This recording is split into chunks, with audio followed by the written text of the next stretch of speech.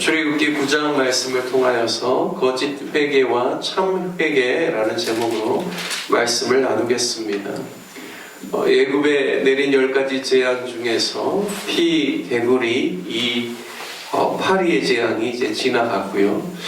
오늘 9장 말씀을 보면 5번째 악질 재앙이, 그리고 6번째가 독종, 그리고 이제 7번째가 우박, 이렇게 이제 진행이 됩니다. 5번째 재앙 악질은 동물 중에서 특별히 사람이 길들이거나 기르는 가축에게 임하고, 6번째 재앙인 독종은 사람과 동물에게 임하여서 악성 피부염을 이제 바라게 합니다. 그리고 7번째 재앙 우박은 애굽의 모든 사람과 짐승과 밭의 모든 채소에 내렸다 말씀합니다. 우리가 사는 목포 인근 도시를 보면 신안이나 무안, 영암, 해남, 진도, 또 전라남도에 있는 여러 지역뿐만 아니라 전라북도에도 보면 소와 돼지를 기르는 축사들이 참 많이 생겨났습니다. 열심을 다해서 가축들을 돌보고 또 축사해서 또 기른 가축들을 시장에다 파는데요. 안타까운 것은 이제 돌림병이 간혹 발병을 하게 되면 그 병에 걸리면 더 이상 시장에 내다 팔 수 없고 살처분을 해야 되기 때문에 이제 축산 농가에서 공들여서 키운 그러한 그 가축들을 살처분할 때 그 키운 주인들의 그 마음은 얼마나 미어지고 아픈지 모릅니다. 우리가 많이 들어봤죠. 브루셀라병, 럼피스킨병, 또 돼지 콜레라, 구제역, 또 특별히 조류에 있는 또 조류 인플루엔자, 이런 것들로 인하여서 이 가축들에게 발생하는 전염병은 정말 그 큰 피해를 준다라는 사실을 우리가 또 잘 알고 있습니다. 오늘 본문 3절 말씀에 보면 이제 가축들에게 특별히 이 돌림병 재앙이 임하는데요. 말은 당시에 애굽에서 전쟁을 위해서 기르는 아주 중요한 그런 자원이죠. 이동 수단이기도 합니다. 나귀는 짐을 나르거나 운송할 때 사용하고, 또 낙타는 이집트가 건조한 사막 기후이기 때문에 먼 거리를 떠날 때는 아주 필수적으로 또 짐을 또 싣거나 또 사람이 타기도 하죠. 이집트에 있어서 중요한 운송 수단 중에 하나가 낙타이죠. 또 소와 양은 사람들이 가장 많이 기르는 가축으로 가죽과 고기를 제공합니다. 어떻게 보면 모두 다 이집트 사람들에게 중요한 부의 원천이 되는 가축들인데요. 5번째 이 악질 재앙은 가축들에게 임하게 됩니다. 그러면 애굽과 고센 땅을 하나님께서 구분하셔서 하나도 고센 땅에 있는 이스라엘 백성들의 가축에는 임하지 않고 애굽 사람들의 가축에게만 임한다라면 이 재앙으로 말미암아 부의 손실, 그들이 가지고 있는 자원의 붕괴가 얼마나 극심할까를 우리가 충분히 예상해 볼 수가 있습니다. 바로가 7절에 보면 사람을 보내어서 이스라엘 자손의 가축이 하나도 피해를 입지 않은 사실을 확인까지 합니다. 하지만 바로의 마음이 완강하여 이스라엘 백성들을 보내지 아니하고 하나님 앞에서 자신의 죄를 회개치 아니하는 그러한 모습을 성경을 통하여서 우리가 볼 수가 있습니다. 자신이 권력을 가지고 있는, 그리고 애굽이 수많은 나라들을 통치하는 거대한 힘을 가진 제국이라고 할지라도 그들이 이스라엘 백성들을 학대하고 가혹한 노역에 종사하게 하고 그들을 종으로 삼는 것, 그리고 참 하나님이신 여호와를 인정하지 않고 교만하고 거만하게 하나님 앞에서 행하는 바로 왕의 잘못, 그리고 애굽 백성들의 잘못에 대해서는 반드시 그들이 깨닫고 뉘우치고 고치려는 마음이 있어야 될 텐데, 하나님께서 계속해서 5번째 재앙까지 하나님께서 그 재앙을 통하여서 회개케 하도록 계속 신호를 보내고 있는데도 불구하고 바로 왕은 마음을 완강하게 하여서 회개치 않습니다. 6번째 재앙인 독종은 애굽 사람들과 짐승들에게 임하죠. 악성 종기가 올라와서 애굽의 요술사들도 바로 앞에 설 수 없게 되었다라고 말합니다. 하나님의 말씀대로 모세가 13절에 보면 아침 일찍이 일어나서 바로 앞에 서서 말하죠. 히브리 사람의 하나님 여호와의 말씀에 내 백성을 보내라. 그들이 나를 섬길 것이니라. 내가 이번에는 모든 재앙을 너와 네 신하와 네 백성에게 내려 온 천하에 나와 같은 자가 없음을 네가 알게 하리라.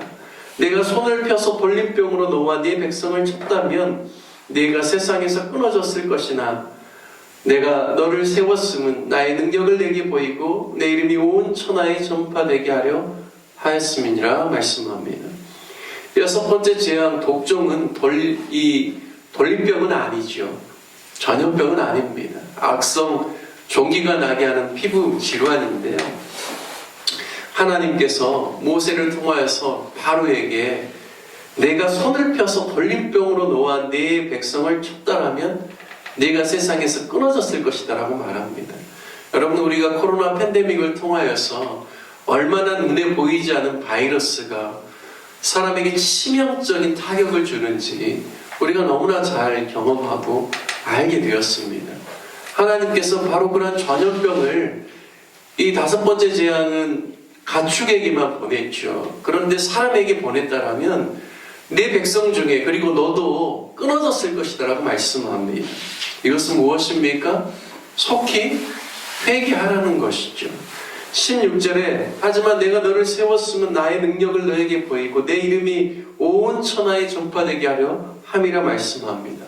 제국의 왕이라고 하는 바로 너에게 내 능력을 통하여서 온 천하에 내 이름이 전파되어서 정말 모든 수많은 민족들이 바로 나 여호와인 줄을 알게 하기 위해서 내가 너를 세웠다라고 이야기하죠.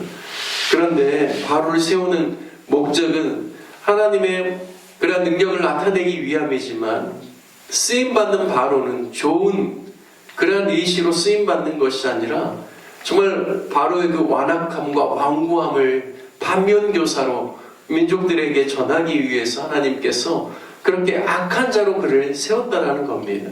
이게 얼마나 불행한 일인지 모릅니다. 바로에게 하나님이 엄중하게 경고하고 있습니다. 바로에게 긍휼을 베푸신 이유에 대해서 하나님이 그가 악한 자라고 할지라도 하나님의 능력을 세계 만방에 전하기 위함, 그리고 당신의 이름이 온 천하에 전파되기 위해서 세웠다라고 말합니다. 이왕 하나님께 쓰임받는다라면 아름답고 선한 일을 위해서 쓰임받는 권세자가 되면 좋을 텐데 반면교사로 후대의 사람들과 주변국 사람들에게 참고할 만한 악한 명성의 사람의 본보기로 쓰임받는다라는 것은 참으로 저주스러운 것이죠. 하나님께서 이렇게까지 이야기한다면 속히 회개할 것입니다. 17절에 보면 네가 여전히 내 백성 앞에 교만하여 그들을 보내지 아니하느냐 말씀하시고 있습니다. 내일 이맘때면 내가 무거운 우박을 내려 애굽 나라가 세워진 그날로부터 지금까지 이와 같은 일을 본 적이 없는 일들이 펼쳐질 것이라고 모세를 통해 말씀합니다. 이제 일곱 번째 우박 재앙을 보면요, 20절에 눈여겨서 볼 내용이 있습니다. 바로의 신하들 중에는 여호와의 말씀을 두려워하는 자들은 그 종들과 가축을 집으로 피하여 들였다라고 말합니다. 그러니까요, 지금까지 여섯 번째 재앙을 보면서 바로의 신하들 중에는 참으로 하나님은 두려운 분이시구나, 하나님께서 참 신이시구나, 우리가 그분의 말씀에 대해서 심각하게 받아들이지 않고 그냥 괜찮겠지라고 안일한 태도로 있으면 우리의 모든 것들이 다 멸망당하겠구나, 이런 생각들을 가진 겁니다. 21절 말씀에 보면 여호와의 말씀을 마음에 두지 아니하는 사람은 그의 종들과 가축을 들에 그대로 뒀다라고 말합니다. 즉 하나님의 말씀을 두려워하고 여호와를 경외하는 자들은 피하였지만 그렇지 않고 하나님의 말씀을 마음에 두지 아니하는 사람들은 피하지 않음으로 말미암아 결국에는 다 잃어버렸다라는 것이죠. 참된 회개가 무엇입니까? 하나님을 두려워하고 하나님의 말씀을 그 마음에 둠으로 하나님을 거역하는 것으로부터 돌이키고 죄악을 자백할 뿐만 아니라 버리는 것입니다. 하지만 거짓 회개는 하나님을 두려워하는 마음이 없고 여호와의 말씀을 그 마음에 두지 아니하고 위기와 어려움만 모면하려고 그때만 회개하는 척 모양만 내는 것이 거짓 회개입니다. 이 일곱 번째 우박의 재앙은 정말 무서운 재앙입니다. 하늘에서 비가 쏟아지고 우박이 쏟아지고 불덩이가 우박에 섞여서 우레소리, 천둥소리와 함께 내렸다라고 나옵니다. 그 내림이 심히 맹렬을 하였다라고 이야기하죠. 하지만 26절에 보면 이스라엘 자손들이 있는 고센 땅에는 우박이 없습니다. 바로가 얼마나 이 광경을 보면서 놀랐는지 27절과 28절에 보면 이번은 내가 범죄하였노라. 여호와는 의로우시고 나와 내 백성은 악하도다. 여호와께 구하여 이 우레소리와 우박을 그만 그치게 하라. 내가 너희를 보내리니 너희가 다시는 머물지 아니하리라 말합니다. 내가 범죄하였다. 이번은 인정하죠. 여호와는 의로우시고 나와 내 백성이 악하다라고 마치 회개하는 것처럼 보입니다. 하지만요, 이 재앙이 지나가고 난 다음에 34절의 말씀을 보면 바로가 비와 우박과 우레소리가 그친 것을 보고 다시 범죄하여 마음을 완악하게 하니 그와 그의 신하가 꼭 같더라 말씀합니다. 즉 그들이 행하였던 내가 이번만은 범죄하였다라고 했던 그 고백이 단순히 어려움을 모면하기 위한 거짓 회개였음을 성경은 우리에게 보여주고 있습니다. 정말 회개를 통하여서 우리의 죄의 그러한 그 모든 것들의 씻김을 받을 수가 있지요. 하나님께서 회개하는 것을 참 기뻐하시고 중심에 통회하는 것을 하나님께서 멸실치 않는다라고 말씀하고 있습니다. 하지만 그냥 모양만, 우리의 삶에 위기나 어려움이 닥칠 때만 그 문제 해결하려고 하는 것은 참된 회개가 아니라는 것이죠. 하나님이 원하시는 회개는 하나님을 경외하고 하나님의 말씀을 우리의 마음에 두고 죄와 악을 미워하면서 그 죄와 악이 끊어지기를 간절히 바라는 마음으로 회개에 합당한 열매를 맺는 것이 하나님이 참으로 원하시는 회개인 줄 믿습니다. 저와 여러분이 바로의 모습을 보면서 다시 한번 회개가 얼마나 중요한지, 그리고 참된 회개를 통하여서 회개에 합당한 열매를 맺는 삶이 하나님이 얼마나 또 원하시는 삶인지 저와 여러분이 깨닫고 늘 하나님 앞에서 또 하나님의 말씀을 우리의 마음에 두면서 하나님이 원하신 열매를 맺는 저와 여러분 되시기를 주님의 이름으로 축원드립니다.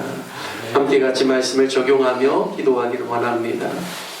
애굽의 재앙을 통하여 보여주신 하나님의 능력을 보면서 우리도 여호와를 두려워하며 하나님을 경외하는 신앙을 가지고 또 회개에 합당한 열매를 맺는 귀한 삶을 살게 해달라고 기도하기를 원합니다.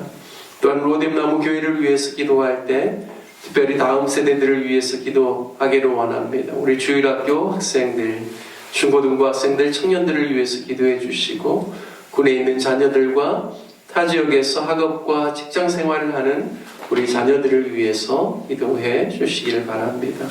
또 몸이 연약한 또 환우들을 위해서 기도해 주시고 또 취업을 위해서 또 진학을 위해서 준비하고 있는 우리 또 청년들과 우리 자녀들을 위해서 기도해 주시고 또 협력하는 선교사님들을 위해서 기도해 주시길 바라겠습니다.